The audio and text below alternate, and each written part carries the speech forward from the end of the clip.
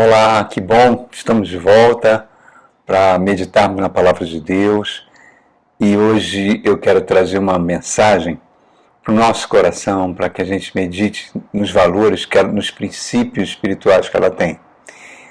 E o título é um título muito prático. Precisamos da cura da soberba. Olha só, existem várias passagens na Bíblia de Deus mostrando como ele se aborrece contra a soberba humana. Vou pegar só algumas aqui para a gente, só para dar início à nossa mensagem. Provérbios capítulo 6, vou ler aqui o verso 16 e 17, que diz assim, ó: Há 6 coisas que o Senhor odeia, 7 coisas que ele detesta: olhos altivos. O que é olhos altivos? Soberba, né? Se nós formos lá passar um pouquinho à frente, no capítulo 11, logo ali no verso 11, no verso 2, nós temos: quando vem a soberba, chega a desgraça, mas a sabedoria está com os humildes. Passamos um pouquinho as páginas, vamos lá no capítulo 16, diz assim a palavra de Deus, no verso 5, diz assim, ó: o Senhor detesta a soberba de coração, sem dúvida serão punidos. Se nós formos aqui no verso, no capítulo 29 de Provérbios, nós temos também algumas passagens, mas aqui vou ler apenas uma. O homem que ama a sabedoria dá alegria ao seu pai, mas quem anda na soberba traz desgraça. Olha só, irmãos, nós temos vários textos. No Novo Testamento nós temos Tiago, capítulo 4, verso 6, 1 de Pedro 5, verso 5. E é uma questão que a gente precisa estar ligado. Por quê? Será que nós somos pessoas soberbas, orgulhosas, de olhos altivos, né? Lá em Lucas capítulo 18 tem uma parábola muito boa, muito bonita, onde Jesus, no capítulo 18, fala que 2 homens foram ao templo orar. Um era um fariseu, a seita mais severa do judaísmo. A palavra fariseu já significa separado ou santo. O outro era um publicano, que seria o pior tipo de gente de Israel naquela época. Se fosse trazer para os dias de hoje, seria um político corrupto, né? Algo assim que o povo detestava aquela pessoa, porque ele cobrava impostos, dava esses impostos todos, transferia grande parte da riqueza para Roma. Era um vendido a Roma, então o povo detestava essa classe de gente. E os 2 foram ao templo orar, um do lado do outro. E o fariseu, Jesus diz que orava para si mesmo, olha só. Falava: Senhor, eu sou uma pessoa muito boa, eu jejuo 3 vezes na semana, eu dou o dízimo de todas as coisas, a Bíblia só mandava jejuar 1 vez por ano, no dia do Yom Kippur, né? Eu não sou como esse tipo de gente, como esse homem aqui, sangue ruim, esse publicano, né? Não sou como ele, graças a Deus que eu não sou como ele. E diz que o publicano orava, mas nem ousava levantar seus olhos para o céu. Batia no peito e dizia: Senhor, tenha misericórdia de mim, que eu sou um pecador. E Jesus diz que ele foi justificado, mas o fariseu não. Por quê? Porque Deus fica muito aborrecido com a soberba. A soberba traz à memória de Deus o Lúcifer, né? Você pode ver no livro de Ezequiel, no livro de Isaías, que conta que ele era o sinete da perfeição, habitava no Éden, era o padrão referencial de sabedoria e beleza, até que um dia a soberba entrou no seu coração, ele se deforma num ser espiritual chamado Satanás. Arrasta consigo 1/3 dos anjos de luz que vão se deformar e se transformar em demônios. A soberba de Adão fez ele, ao não confiar na palavra de Deus e confiar na palavra do diabo, fez ele perder a sua imortalidade, a sua imagem de Deus, e entregou esse mundo na mão de Satanás. Então, a Escritura é muito clara, tem muitas passagens que Deus detesta o coração altivo. Por que ele detesta? Por que ele abomina? Será que ele se sente ameaçado pela nossa arrogância? Claro que não, irmãos. Ele abomina porque a soberba é uma espécie de fortaleza mental, uma máscara que impede o Espírito Santo de transformar a gente na imagem de Jesus Cristo. E nos afasta da cura da nossa alma, a cura das nossas emoções, a cura do nosso psique, impede o nosso amadurecimento, que é a coisa que Deus mais deseja é que nós sejamos cristãos amadurecidos. Então nós precisamos muito da graça do Espírito Santo para anular o efeito da soberba em nós. A psicanálise, ela mostra que a soberba não vem por um excesso de autoestima, né? Mas vem muitas vezes da criança, que foi rejeitada na infância, que foi negligenciada na infância, que foi excessivamente criticada. A criança, irmãos, né, quando não é vista, não é abraçada, né, e o tempo todo está ouvindo palavras duras, que ferem a sua alma, ela vai se defender. Ela vai se defender. Então ela cresce com um mecanismo de defesa que a psicologia chama de orgulho ubrístico e a Bíblia chama de coração altivo, coração duro.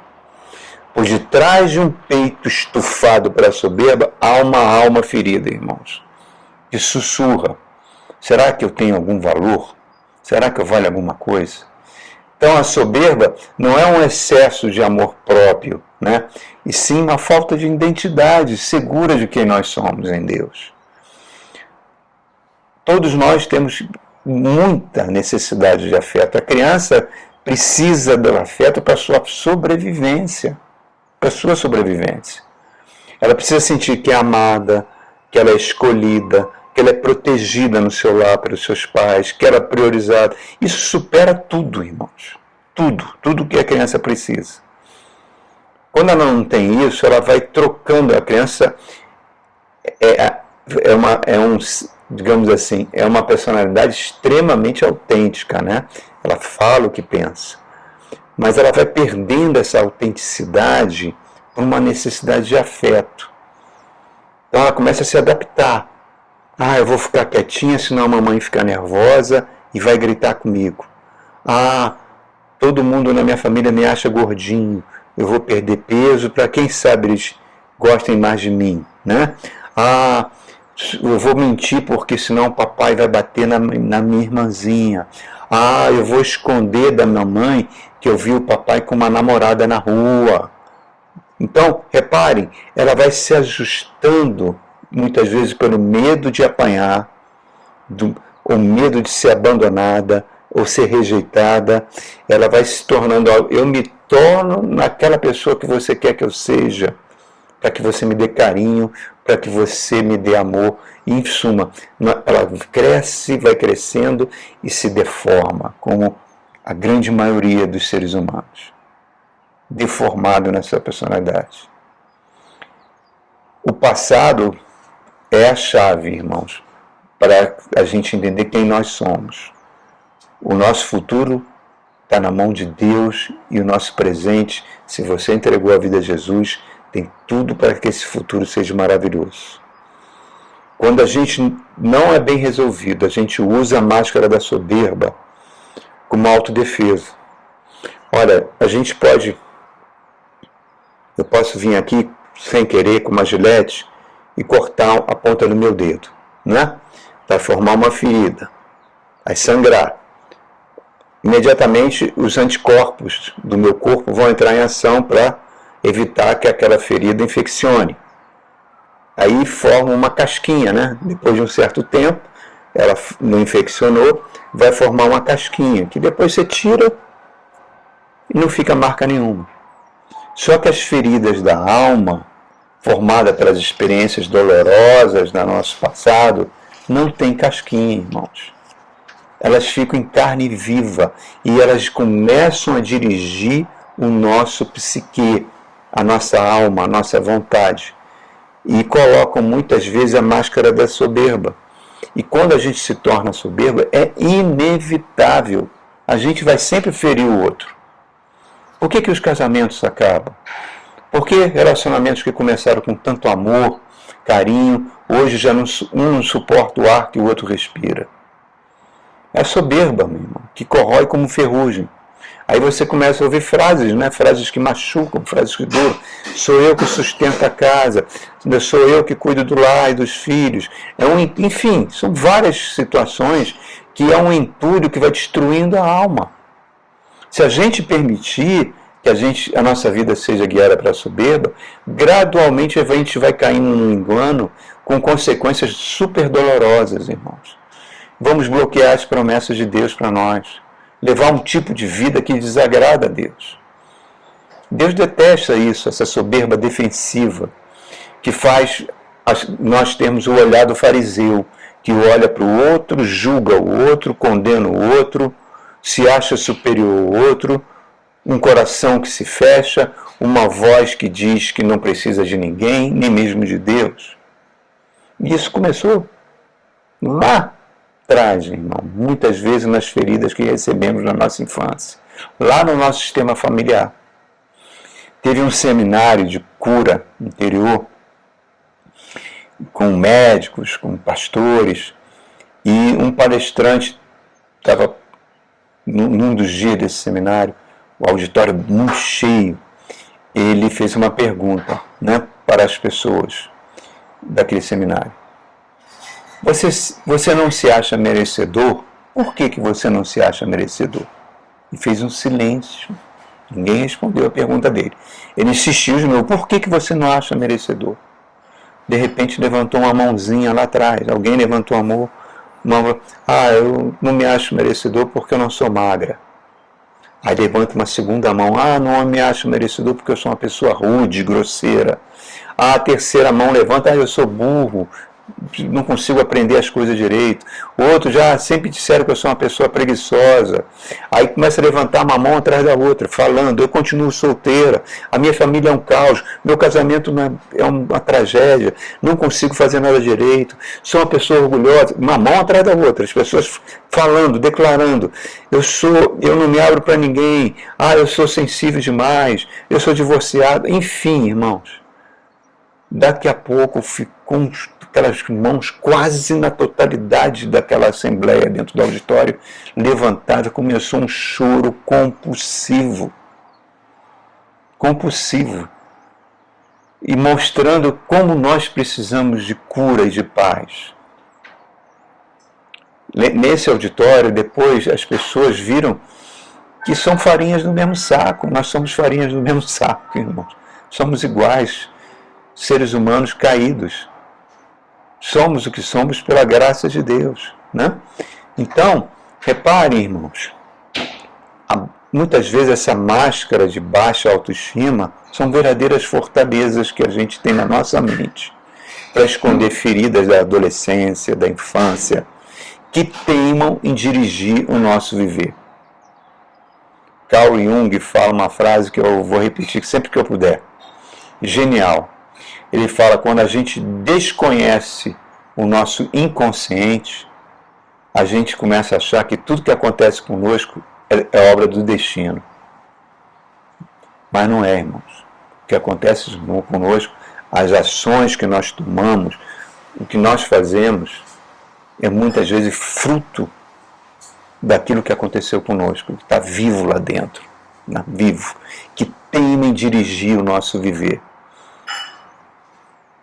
Certa vez eu ouvi um testemunho de uma senhora, ela trabalhava na Bolsa de Valores, né, corretora, daquele dia pregão e tudo, era uma mulher, sim, seus 40 e poucos anos, bem sucedida, bonita, solteira, porque ela iniciava um relacionamento com alguém e passava um tempo, ela acabava o relacionamento.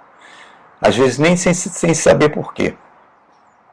Isso incomodou ela bastante, ela foi fazer terapia e querendo saber qual foi a causa disso. Às vezes o terapeuta perguntava se houve alguma coisa na infância, ela dizia não. E certo dia, O Espírito de Deus trouxe à memória dela um acontecimento que ela já tinha apagado completamente da sua memória. Quando ela tinha 5 anos, ela e a irmãzinha de 7, a mãe dela, das duas, chegou e falou: mamãe não consegue ser mamãe de vocês. Eu não consigo ser mãe. Vou-me embora. Pegou as suas coisas, fez a sua mala e elas nunca mais viram a mãe. E ficaram tão chocadas com aquilo, que elas começaram a procurar na gaveta, por algum motivo, para a mãe ter feito aquilo. Depois de procurar por dias e dias, elas começaram a concluir que era culpa delas a mãe ter ido embora. Essa experiência traumática que ela tinha, nem pensava mais nesse assunto, nem se importava mais com esse assunto, estava viva dentro dela e impedia que ela conseguisse ter um relacionamento sério, duradouro com alguém. Muros que a gente constrói na nossa mente, e Deus quer que a gente construa pontes. Tiago, capítulo 4, verso 6, diz que Deus resiste à soberba. Resiste à soberba. A palavra resistir, escrita no grego, o verbo é antitacetai, que significa uma defesa militar contra um ataque. Olha só.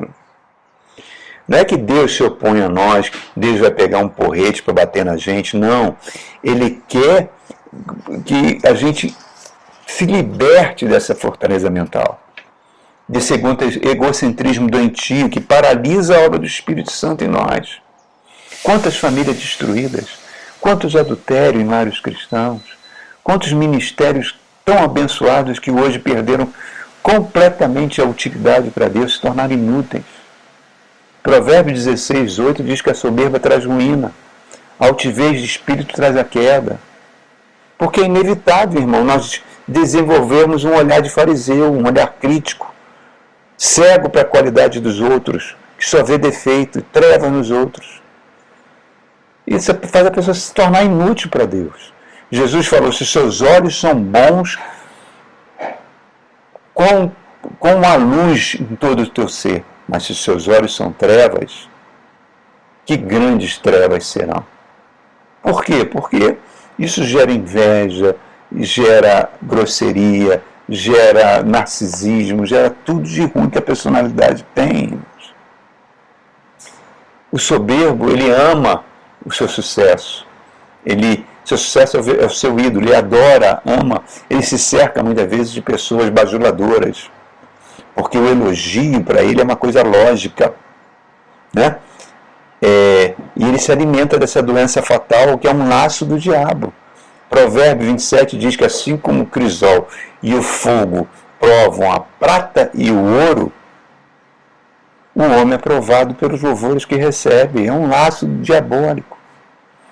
Eu sei que a soberba, ela nem sempre vem de traumas infantis ou na adolescência. Muitas vezes vem de raízes que são culturais, né?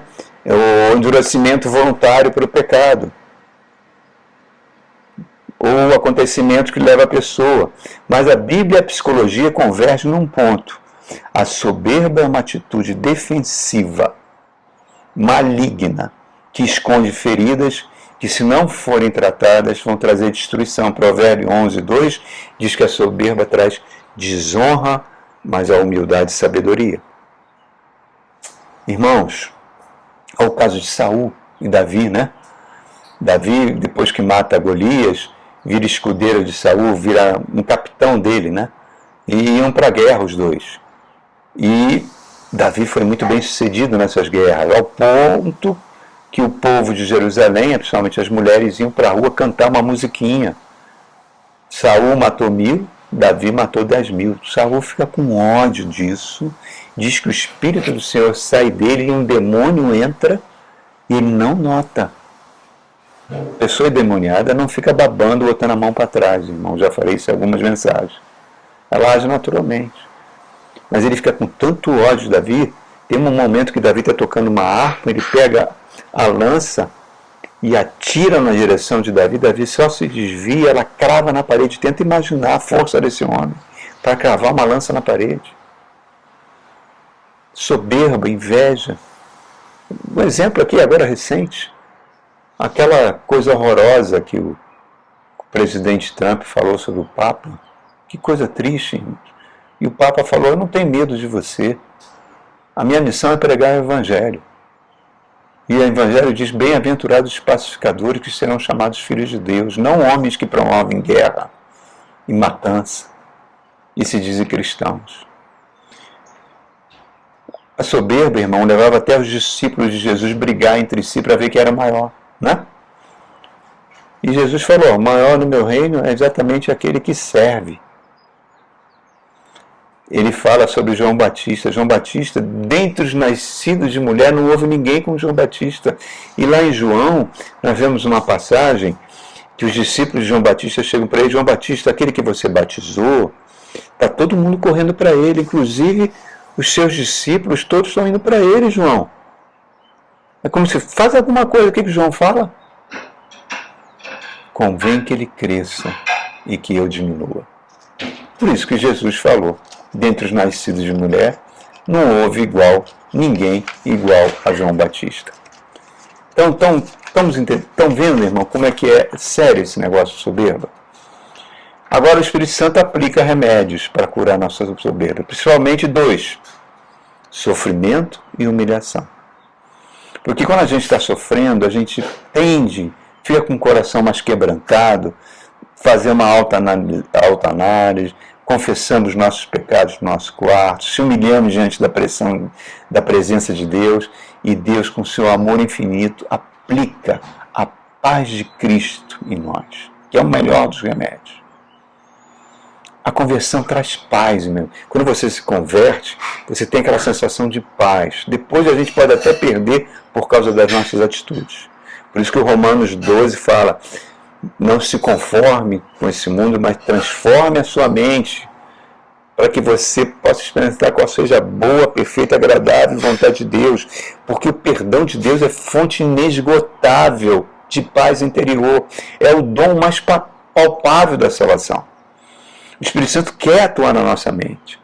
E quando a gente não permite, por orgulho, soberba, altivez, ele permite que a gente passe por situações vergonhosas para quebrantar nosso orgulho e fazer a gente pessoas humildes. É só você olhar os noticiários, né? Que estão aí pastores que se envolveram com escândalos financeiros, estão presos. Está aí. Só que muitas vezes a gente está tão cego que a gente precisa passar por humilhações para que a gente aprenda aquele de Jesus. Jesus falou, aprendei de mim, que sou manso e humilde de coração. Então, tem que ser uma busca diária, irmãos, para que cresça empatia pelo próximo, para que a gente experimente essa paz de Cristo, entender que aquelas palavras que foram ditas na minha infância, na adolescência, que me feriram, que me tornaram o adulto que eu sou hoje, que muitas vezes eu acho que não sou merecedor da paz, da alegria, da felicidade que Deus quer me dar, da vida abundante que Jesus conquistou para mim, não vem de Deus, é lixo, puro lixo.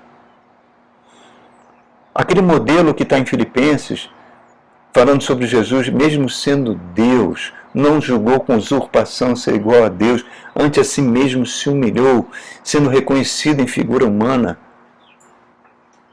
e se esvaziou, sendo reconhecido em figura humana, e a si mesmo se humilhou, sendo obediente até a morte de cruz. Por isso Deus o exaltou sobremaneira, e lhe deu um nome que está acima de todo nome, para que o nome de Jesus, todo joelho, nos céus, na terra e debaixo da terra, se dobre, e toda língua confesse que Ele é o Senhor. Deus o exaltou. Ele, que é o Rei dos Reis, se curvou para lavar os pés dos discípulos. Não foi para mostrar que era humilde, porque humildade não se mostra, irmãos. Só faz bem. Nós precisamos entender que nós precisamos um dos outros. O marido precisa da esposa e vice-versa. Os filhos precisam dos pais. Os pais precisam dos filhos. O pastor precisa dos irmãos da igreja que o apoiem. A gente tem que aprender a se abrir e abrir o coração e pedir ao Espírito Santo para fazer que a gente seja que nem Jesus. Aprendei de mim que sou manso e humilde de coração. Eu preciso descer desse pedestal de orgulho e soberba, me prostrar aos pés de Jesus, pedir para Ele curar nossas feridas. renovar nossa identidade de Cristo, aprendermos a vivermos em humildade diante de Deus. Agora, irmãos, 2 princípios rápidos para encerrarmos essa meditação. Primeiro, a humildade não é falsa modéstia. Deus deu talento para você. Deus quer que você honre Ele com seus talentos, que você seja um vencedor, mas coloque tudo no lugar certo. No lugar certo, porque toda a honra é dele. Ele é o Pai das luzes, onde não há sombra de variação. Foi Ele que ensinou Pelé a jogar bola. Foi Ele que ensinou Beethoven a compor música. Porque todos os dons perfeitos vêm dele. Então, você tem seu talento e Deus coloca sonhos em você para que você conquiste esses sonhos. Jesus já abriu essa porta imensa de amor na cruz do Calvário. Não enterre seus talentos, sabendo que você só vai conquistar com a ajuda de pessoas, né? Nós precisamos um dos outros na nossa caminhada. Finalmente entender que aquilo que falaram para você na sua infância, na sua adolescência, que te machucou, não vem de Deus. De Deus diz que você é filho amado, herdeiro de Deus e co-herdeiro com Cristo, e que vai te dar vida abundante. Precisamos pedir diariamente uma ajuda para a cura da nossa soberba, até que chegar um momento que Jesus vai vir e vai nos resgatar e vai nos levar para as mansões celestiais. Enquanto isso, você merece ser feliz. Davi fala no Salmo 19, Senhor, me traz à memória os pecados que eu não tenho consciência, porque está lá no meu inconsciente. Traga à memória para que a tua graça, o teu amor me traga a cura. É exatamente isso que nós precisamos, irmãos. Vamos aprender com Jesus, a imitar Jesus. Sermos mansos, bem-aventurados mansos, porque eles herdarão a terra. Amém? Que Deus abençoe você ricamente e até o nosso próximo encontro.